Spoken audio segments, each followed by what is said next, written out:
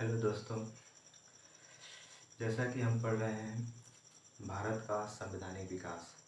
भारत के संवैधानिक विकास में यह इससे पहले मैंने आपको 1773 का रेगुलेटिंग एक्ट, 1793 चार्टर एक्ट, 1813 का चार्टर एक्ट और 1833 का चार्टर एक्ट, यहाँ तक मैंने आपको बताया है, समझाया है। इससे आगे जो आज पढ़ेंगे हम चार्टर एक्ट 1853। चार्टर एक्ट 1853 यह कंपनी के शासन के अंतिम चार्टर है, क्योंकि इसके बाद भारत पर ब्रिटिश क्राउन का शासन हो जाएगा। अगला चार्टर में हम पढ़ेंगे, लेकिन यह चार्टर भारत के संवैधानिक विकास के लिए एक इम्पोर्टेंट है, जो आज हम पढ़ने वाले हैं। जो इससे पहले हमने आपको बताया 1773 का रेगुलेटिंग एक्ट और 1793 का एक्ट,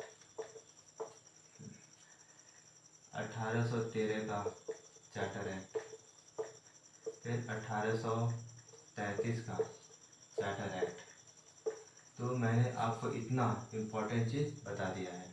1773 का रेगुलेटिंग एक्ट, 1793 का चार्टर एक्ट, 1813 का चार्टर एक्ट, 1833 का चार्टर एक्ट, और यह कंपनी पर नियंत्रण के लिए था। पूरा जो चार्टर था कंपनी पर नियंत्रण के लिए, कुछ छूट प्रदान करने के लिए ब्रिटिश संसद द्वारा लाया गया था। यह कंपनी पर अंतिम चार्टर था, अंतिम चार्टर जो हम आज पढ़ेंगे 1853।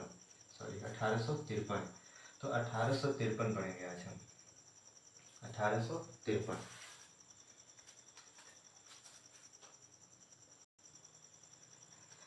तो आइए देखते हैं, शुरुआत करते हैं 1853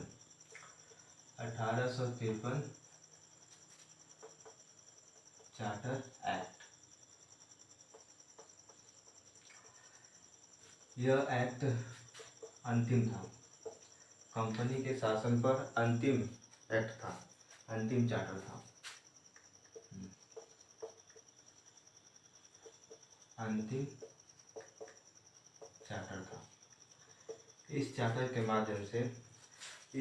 माध्यम से जो था, पहली बार जो गवर्नर जनरल का परिषद था उसमें सदस्यों की संख्या 6 कर दी गई। गवर्नर जनरल के परिषद में सदस्यों की संख्या, परिषद में 6 सदस्य जुड़े गए। इन 6 सदस्यों में से 4 को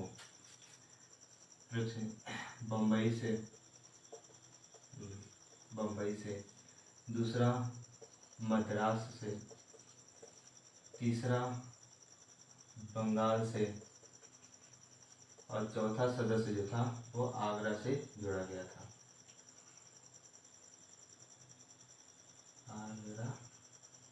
आगरा से जुड़ा था। इस प्रकार से पहली बार इस चार्टर के माध्यम से स्थानीय प्रतिनिधित्व दिया गया था।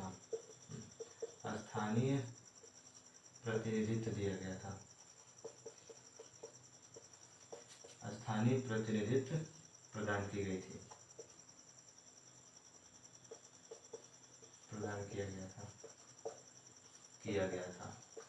स्थानीय प्रतिनिधित्व प्रदान किया गया था।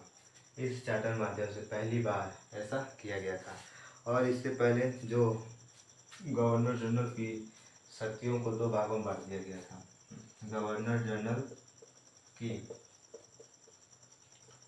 शक्तियों को 2 भागों में बांटा गया। पहला